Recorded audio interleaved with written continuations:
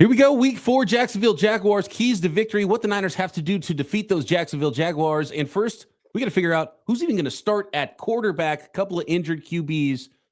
Brock, ready to play? All that and more on today's Locked On 49ers.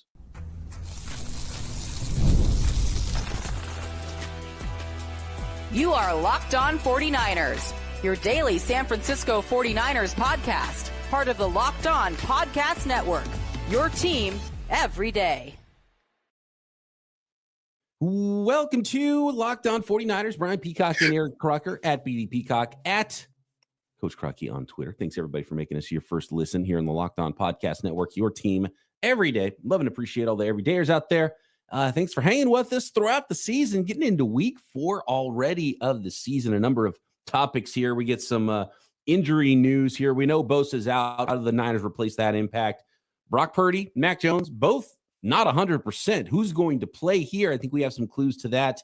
Brandon Aiyuk, not close, according to John Lynch. And, of course, keys to victory, what the Niners have to do Sunday to defeat those Jacksonville Jaguars. So thanks, everybody, for checking in. Make sure you are subscribed up on YouTube and everywhere you get your podcasts. Croc, I think we've got to start with the current injury report and the quarterbacks. We know it's going to be Trevor Lawrence. Is Trevor Lawrence going to play against his backup from last year in Jacksonville in Mac Jones, or is Brock Purdy ready to return? Looking at, in fact, let's just go ahead and bring up the injury report because it's extensive. And Kyle Shanahan earlier on in the week, we don't have the Friday. By the way, welcome to the rare Friday morning live final episode of the week. Usually we get the Friday episode out a little early, record it Thursday night. But we're doing a little Friday morning live here, 9 a.m.-ish West Coast time. And so I hope everyone's having a great Friday, getting ready for your weekend. Kyle Shanahan talking about the injury report, reading it out. I mean, it's just like it's a grocery store receipt. It's just like a long list of guys. I want to focus first on the quarterbacks, Croc. And Mac Jones has been limited this week. He's got the knee injury, PCL, I believe it is. And then Brock Purdy coming off the turf toe and the shoulder. The turf toe is the bad one. Both quarterbacks have been limited this week. The big difference with Brock Purdy so far this week, Croc, is last week he was doing a little bit, but he was kind of working in with the threes, and he was very limited. He's less limited this week, although still limited, but he's running with the ones instead, which I think is a big deal. And according to Kyle Shanahan on KNBR, Brock Purdy was limited at practice Thursday, but Mac Jones was even more limited. Quote, he wasn't able to do as much as Brock, according to Kyle Shanahan. So this might be a situation where, Brock Purdy's not 100%, but Mac is even in a worse spot with his knee. And so no matter what the 49ers do, they're going to run a banged up quarterback out there. And you get the feeling, and I hope this isn't the case, Croc, that if Mac was 100%, he would still play. So is Brock Purdy in danger just because the other quarterback's injured now? And as far as how Brock Purdy performs, you take away Brock Purdy's legs. If he's not moving around, well, that takes away a big part of his game. Yeah. When I look at this situation with the 49ers quarterback position and I see the way that Brock Purdy, he's been out there practicing, it looks like he's set up to play. I mean, even going back to last week, it was almost like a game time decision. Not game time, but prior to that, it was up in the air. Would he play? So I would assume that this week he's more ready, more suitable to be able to lead the 49ers out there, especially with Mac Jones being banged up. I wonder if Mac Jones was banged up heading into the last game, could Brock Purdy have played? But it's like, well, you know what? Brock, don't worry about it. Mac will hold it down for another week. So I fully anticipate Brock Purdy being out there, playing on the field. But, man, having these two quarterbacks banged up, this is just not ideal. Who are they going to go to next? Is it Martinez?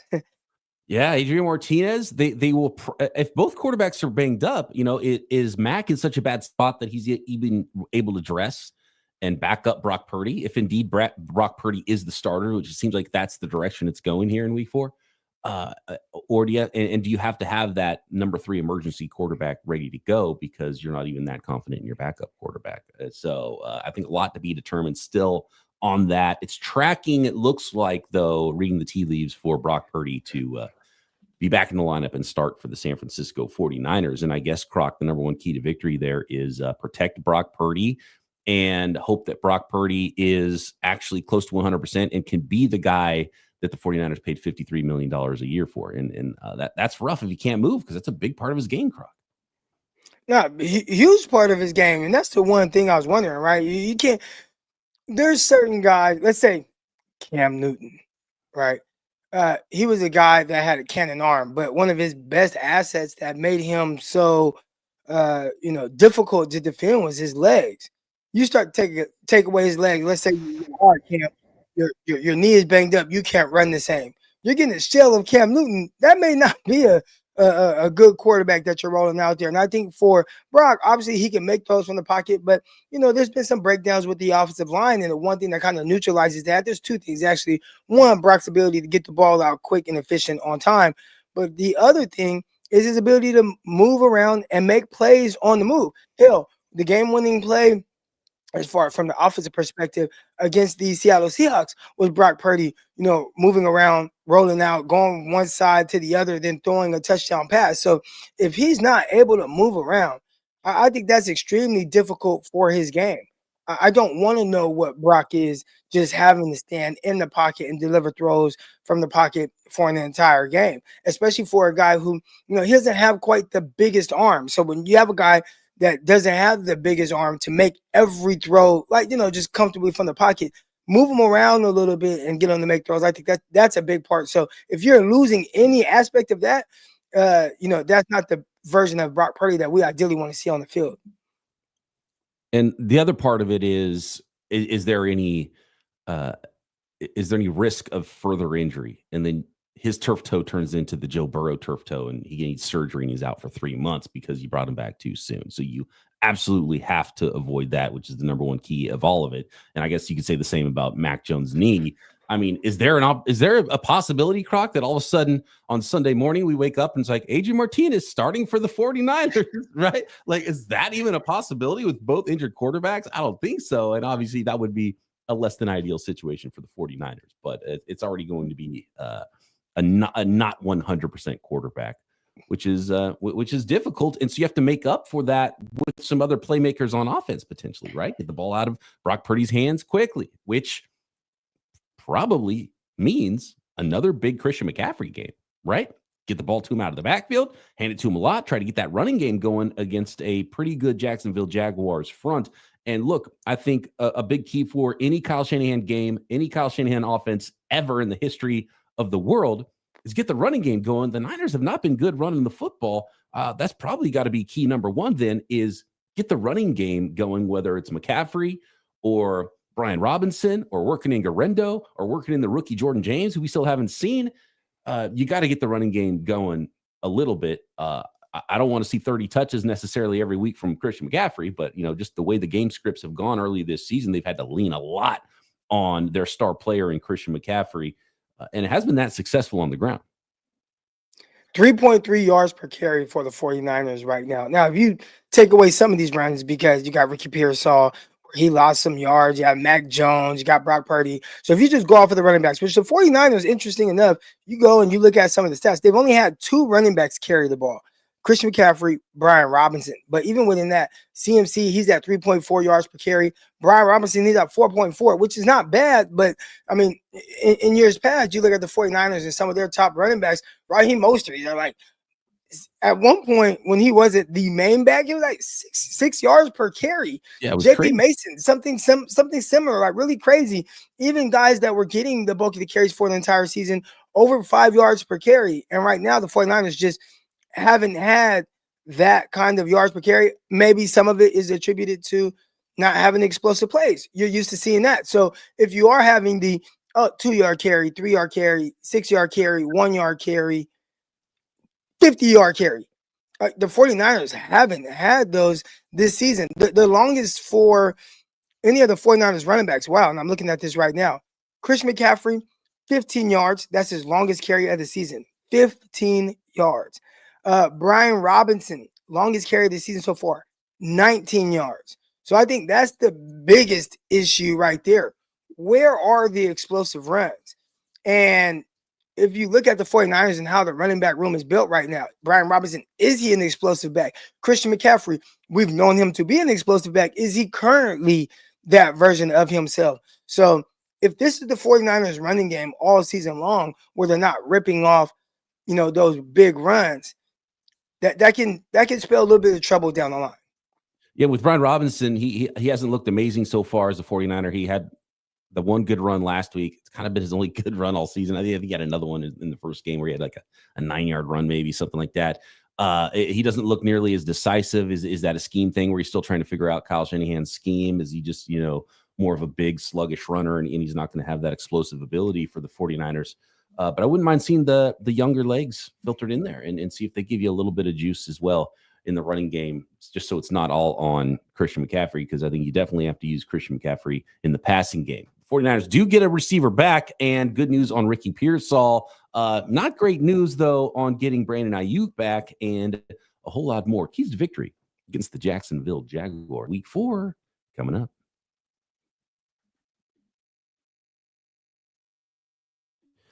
This episode of Locked On 49ers brought to you by Square.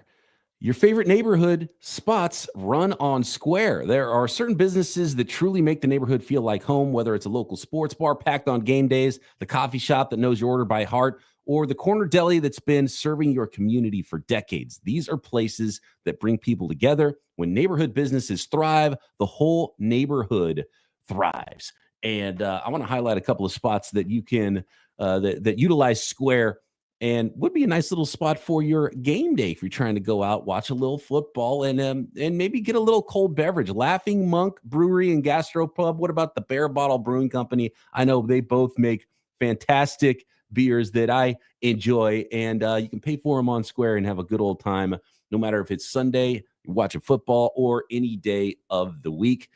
Square is a proud partner of more than 4 million of those neighborhood businesses around the world. You can go to square.com/go/LockedOnNFL to learn more. But before you do, go support your favorite neighborhood spot. You'll be happy you did. Square, see you in the neighborhood. Today's episode also brought to you by DoorDash. It's almost the weekend. Time to knock back and crown this week's MVP on Who Delivered, powered by DoorDash. Just like you can win every Saturday with DoorDash Streaks, saving more every time you order. These players delivered when it mattered most. Let's break it down. I think you got to go to the kicking game and the game winner from Eddie Pinheiro. It's been a roller coaster ride at the kicker position for the 49ers. They made the move to bring in a new kicker, and he hit the game winner last week. It's been touch and go for the 49ers, and they're 3-0, winning some close games. And it really helps when you have a guy whose nails and can make those high leverage situation kicks. So just like Eddie Pinheiro delivered for the 49ers last week, DoorDash delivers your Saturdays with DoorDash Streaks. You save every Saturday you order, stack it up all season, and you can save up to $250, including $100 in DoorDash credits. Order this Saturday, keep the streak alive, fuel your game day, only with DoorDash. Terms apply, promo period through November 18th.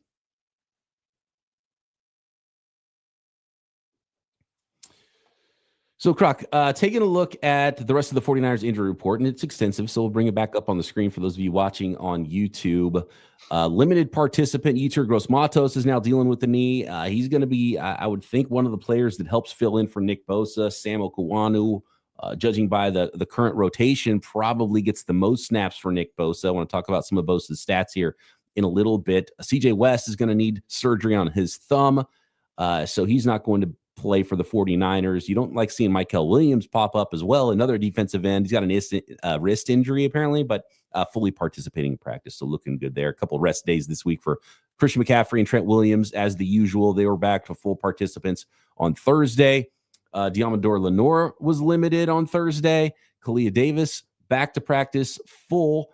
Connor Colby has a groin injury, the rookie left guard. So you might see another rookie potentially out there, or Hennessy or Zakel if Connor Colby's not able to go. He was limited in practice, though. And so I think a lot of those players tracking to play. The big one is Ricky Pearsall, who's dealing with a little bit of knee soreness and didn't practice at all on Wednesday, but said it's not a big deal. If the game was today, I'd play. he was back at practice limited. Hopefully he gets a full session and he's ready to go. But again, talking about ways to help out the offense, you get DeMarcus Robinson back, which is big for the 49ers, but Ricky Pearsall's been the 49ers' best receiver, and you got to have him out there. And according to Ricky Pearsall, he's fine and he's going to play, Croc, which is a big key for the 49ers. I mean, the big thing I see there is no Juwan Jennings. And, Ricky Pearsall, I think his style of play isn't predicated on being the most explosive guy. It's understanding where he needs to be and then making those catches. So you love that with him. Hopefully the knee doesn't hinder him with just any type of mobility type things in the game. And there's certain things they could then kind of mask some of the pain that a player may be experiencing, at least leading up to the game. But Juwan Jennings just not practicing at all. It's starting to be a little worrisome. I mean, this is a guy that, I've talked about, when it comes to getting paid, getting his money. It's like, Juwan Jennings is going to be out there on the field. He's always out there. He's always playing. And to see him start the season, with the calf injury and how that kind of slowed up. And it's like, he'd be fine. He did this last year. And then in the first game, he goes down. And now, he's just kind of been banged up and not even a participant in practice yesterday. It's just tough. It's tough. Like, how many of these type of hits can you withstand before it just you see the ill effects of it? And I think right now the 49ers, kudos to Kyle Shanahan. I think he's coaching his butt off right now, making it to where we don't quite feel it. We don't quite feel not having your starting quarterback. We haven't quite felt not having Brandon Aiyuk. And when I say that in the sense of, just figuring out ways to still pull out victories. If you'd have told me heading into the season with the 49ers be 3-0 with all the injuries that they've had, and now, last game playing a majority of the game without Nick Bosa, I'd say, gosh, I mean, they're probably 1-2 starting off, and that's being optimistic about it. But starting off 3-0, figuring out how to fight through some of these injuries and hopefully getting some guys back, that's going to be big for the 49ers. But some of these guys, you don't know when they're going to come back. And I'm out and about, and I'm talking to people, and they're like, hey, 49ers, George Kittle, he'll be back. And I'm like, well, we hope so. He's eligible to come back, but will he actually be back and play? And, and how long into being eligible coming back does it take for him to actually get back? So it's a big issue for the 49ers right now, but kudos to Shanahan and staff for just figuring out ways right now to keep the 49ers afloat. Huge to be able to bank some of those wins, even if they were, somewhat ugly wins, because you got to win those types of games in the NFL. They were losing a lot of those games last year too. So 3-0 team, as banged up as the 49ers are, has been huge so far. Can they keep that going against the Jaguars? You mentioned a player they might get back at some point. I was hoping October would be a time where you start talking about Brandon Aiyuk potentially coming back. According to John Lynch, not close. Here's the full quote, and tell me how you think about this quote from John Lynch on Brandon Aiyuk, if it's good news, bad news, or otherwise. No setbacks. This is from John Lynch on KMBR. Quote, no setbacks. There's different levels when you do these ACLs, and Brandon had a fairly significant injury involving a lot of different things in his knee. He's a really gifted athlete. He's a very hard worker. And so when you combine that, you tend to come back at a good clip. There's no absolutes on these things. So he's got to continue to hit markers, but he is tracking well. He's working hard, and we'll just continue to do that. We'll be a better team when Brandon's out there. So we have to look forward to that day. But it's not close. When we have some more information on that, we'll be forthright with it. What does that say to you, getting close to about, where were you, 11 months out, I think, from Brandon Aiyuk's ACL injury? Pretty close to a year almost. That tends to be the timeline. Dr. Nirav Pandya has got some information on this as well, who's kind of the local sports doc that goes on the radio and has good information on how these things can go. He said, historical return to play timelines for NFL wide receivers after ACL surgery usually land around 12 to 13 months post-injury. Although the ACL may be biologically healed, it can take additional time, particularly with additional structural injury like Aiyuk had, for strength, confidence, and mechanics to return. So if we're talking 12, 13-month normal, this one's worse, and it might be a little bit more. You're talking 14 months, maybe less Halloween and more 2026 for 100% Brandon Aiyuk, Croc, when you start to think about it that way. Yeah, this is one of those where I think we'll continue to think like, oh, he'll be back and he'll be better than Aiyuk. But when you hear he's not close, like you never hear that. Typically, we hear ahead of schedule, start ramping things up. I feel like it was a month ago the 49ers were kind of getting in a little bit of trouble because he was out there running routes pre-game. So, why is he just not close at all when we got to see him live? And I'm not saying that was full speed, 100% cut on a dime, can take a hit and has stability in the knee. I'm not saying that, but dang, just not close at all. It felt like at that time, if you told me, hey, he's about a month and a half away, I'd be, all right, I could see that. He looks like he's getting ready to go, but gosh, not close to this. That's a little worrisome if you ask me. Yeah, not even able to set a timeline like, oh, we're hoping to, he could start ramping up in a few weeks or, maybe 4 to 6 weeks left or something on this. And so, maybe once you get the news, it's quicker and it's like, oh, okay, he's going to return to practice next week. And that does happen at some point, in the month of October or even November. But at this point, yeah, Brandon Aiyuk feels like a ways out and somebody who's not going to contribute a lot in 2026 until further notice. I will say this. In the absence of him, to see the emergence of Ricky Pearsall, and you would like to have Aiyuk and Ricky Pearsall, but Ricky Pearsall has done a terrific job of, at the very least, and like, what, I can hold this down for a little bit. I can hold this down. I can be the guy you go to. And he's been consistent. He's been, accountable. It feels like both quarterbacks know where he's going to be, and he's always in that spot. And obviously, his hands have been terrific. So, not saying you don't miss Brandon Aiyuk, but I think the way that Ricky Pearsall has started this season, it allows you to say, you know what, maybe we can take it a little slow, especially getting Robinson back as well.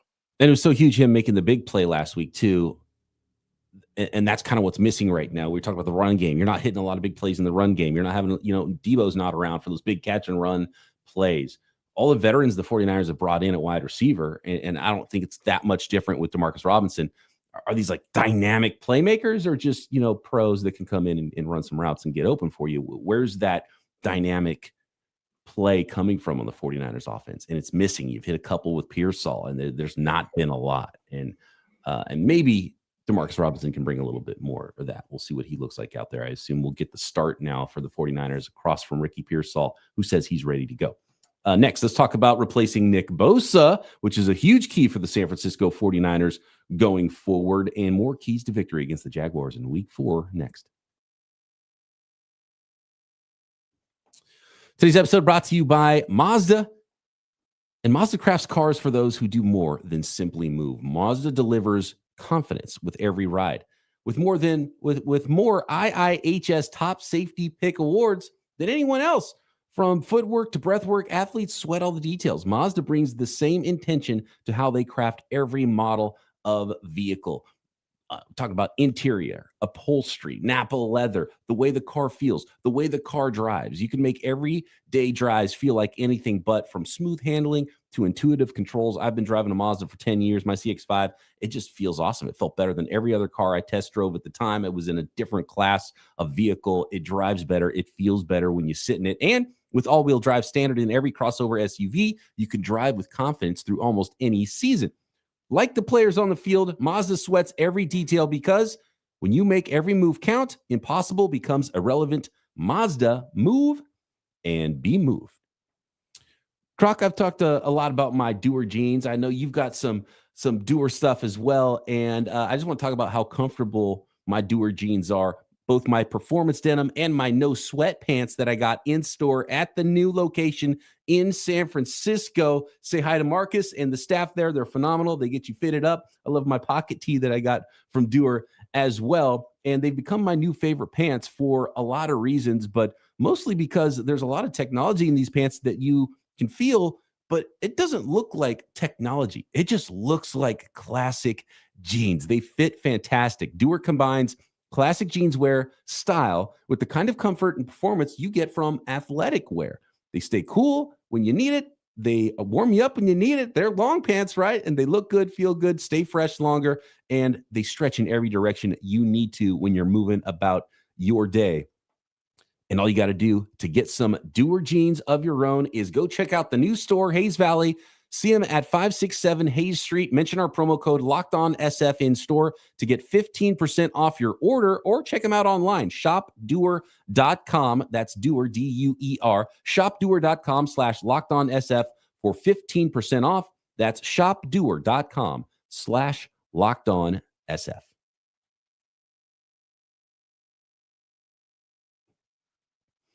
Okay. It's a big game for Sam Okuwanu, who I think is going to, based on the current rotation of 49ers defensive linemen, get the most snaps in place of Nick Bosa. I think we might see a little bit more Mykel Williams on the outside.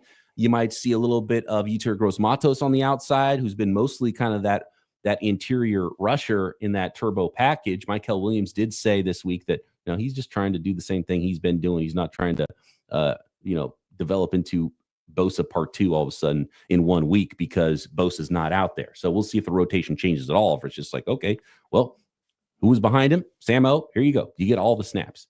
So you might, I have a feeling Sam-O is going to get the most snaps, but you're going to see a little bit more of everybody else and try to replace him with everybody instead of one guy. I want to go to the stats here, though, with Nick Bosa Croc and kind of draw a picture of what it might look like and what the 49ers are missing. So I've got the splits of the 49ers defense and pass rush when Nick Bosa is on the field and when Nick Bosa is off the field. And to get a bigger sample and not just the 2025 season of a few games, this is all the way back to 2019. So there's been another ACL injury for Nick Bosa. We've seen what it looked like since 2019. He was good right away. We've seen what it looked like under Robert Saleh, different defensive coordinators. This is since 2019 when Nick Bosa is on the field and when Nick Bosa is off the field.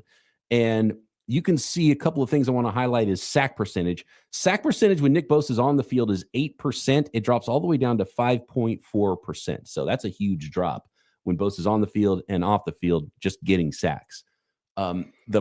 The PFF pressure percentage is another one. So the percentage of snaps, pass rush snaps, passing snaps that the defense gets pressures is nearly 40%, 38.9% when Bosa is on the field, and it drops down to 27.9% when Nick Bosa is off the field since 2019. And if you look at just the 2025 snaps, it's very similar with those two percentages. The other thing that I notice here is the blitz rate goes up when Nick Bosa is off the field, because clearly the 49ers know that the pass rush won't be as good when Nick Bosa is not in there. And so they bring more pressure and more blitz. And Robert Saleh has already been blitzing more than he did in the past and that other 49ers coordinators under Kyle Shanahan have in the past in the Nick Bosa era. So what's that say, Croc?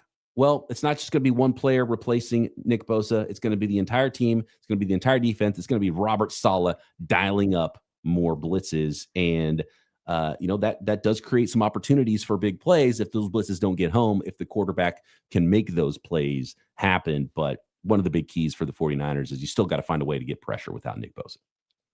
Yeah, you do. And blitzing is tough because it leaves voids in the defense. No matter what defense that you run, if I'm going man coverage, single high, if I'm going fire zone type of blitzes and sending those different looks, it's going to leave holes. So then everything else has to be super airtight. And then the problem with that is the 49ers have a lot of young defensive guys out there right now that are playing. So you're hoping that they can, ideally you want to bring pressure with 4. If you think of the Seattle Seahawks, the Legion of Boom, that entire area, they weren't really blitzing. They were sending 4. Those guys were getting after it, and they were just playing coverage on the back end, dropping 7 guys into zone.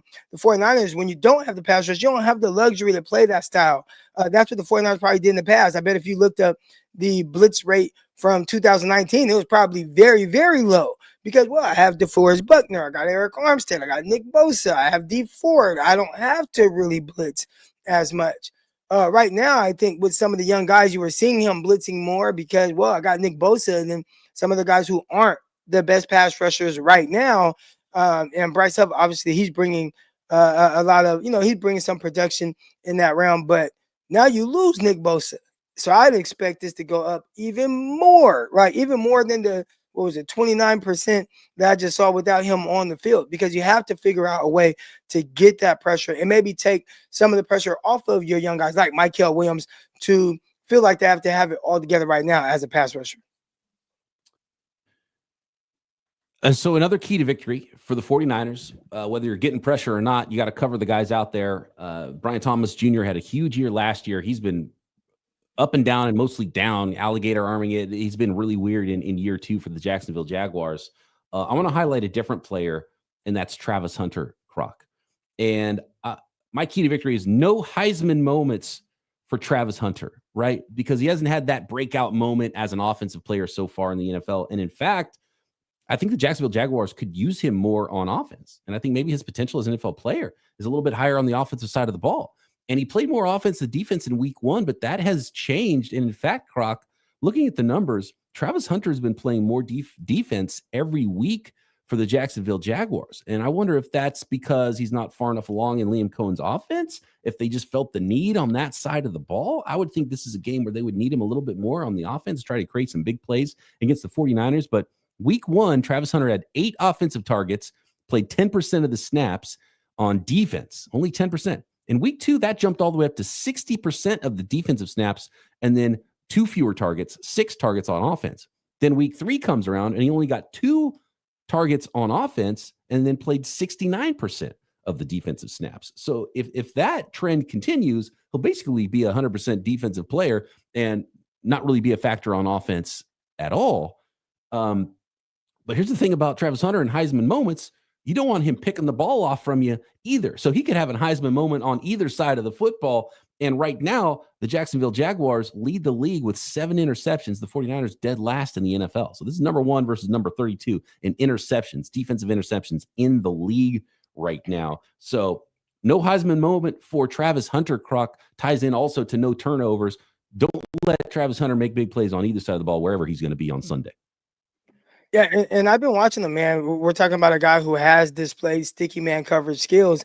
I am a little surprised that the offensive numbers or a number of snaps is kind of going down, because if there's any place where you're able to just throw him out there and say, hey, just go do this, it's defensive back. And I'm not saying he'll be able to, run every coverage or be out there for every snap, but it's like, hey, you can go play man, you can do your thing, and we can actually play zone away from you. Offensively, there's a lot more that goes into it. There's a lot more with the timing, the different adjustment, the side adjustments, getting on the same page with your quarterback. So the fact that he's spending less time doing that now and putting more emphasis on him playing defense, that is an interesting strategy. I thought they were going to go the opposite way, and that's what they were talking about early on. He's going to be a more full-time receiver and part-time defensive back. And I think that, again, that strategy was more so to just get him understanding the offense more. But when you see him out there, he clearly has the ability to make plays offensively. He's quick. He's setting up guys and getting a little bit of yards after catch, but he hasn't been that explosive down the field guy. So if I'm the 49ers, that definitely has to be a key to victory. When he is out there on offense, don't let him be the downfield vertical threat that he was at Colorado. Keep him to being kind of the underneath intermediate guy. And then on defense, do different things to make it to where he can't just be this press outside man coverage guy. Use motions, use things to where now they have to try to bracket you and then attack them with certain route concepts that work against man coverage. Those are the things that I would do against him. Croc, if you have any more keys to victory for the 49ers, lay it on us. But before we go, I know one of the keys to victory for a high school program is the boosters and the donators, right? So if you want to highlight one of our listeners, feel free. Yeah, Dave Henley, man, he donated to the program, emailed me. I don't even know how he got the email that I use for coaching, but I'm very appreciative of it. The area where our school is, there's a lot of kids that are in need, big time. And donations like he laid on us is greatly, greatly, greatly appreciated. So if anybody wants to donate to the Stag football program out there, and again, 100% of those proceeds go to the football team and helping our kids in different ways, whether it's meals, it could be whatever it is. Holler at me, man. Find me on X at Crocky, Coach Crocky. Find me on Instagram, and we can set that up. We got the tax ID number, EIN, all that stuff. Whatever you need, we got it. So appreciate everybody.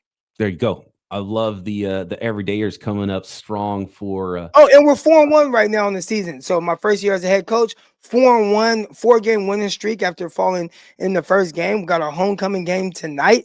If you're watching this right now, Friday morning, so we got the homecoming game tonight. And hey, if anybody wants to come out, let me know.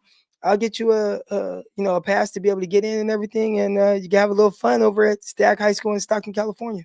There we go. Crocky's got to go on 4-game winning streak. Homecoming, Stagg State. Love to hear it. Let us know. What do you think is your key to victory? At BD Peacock, at Coach Crocky. Hit us in the YouTube comments. Subscribe while you're there. And Croc and I back post-game right here. Locked On 49ers.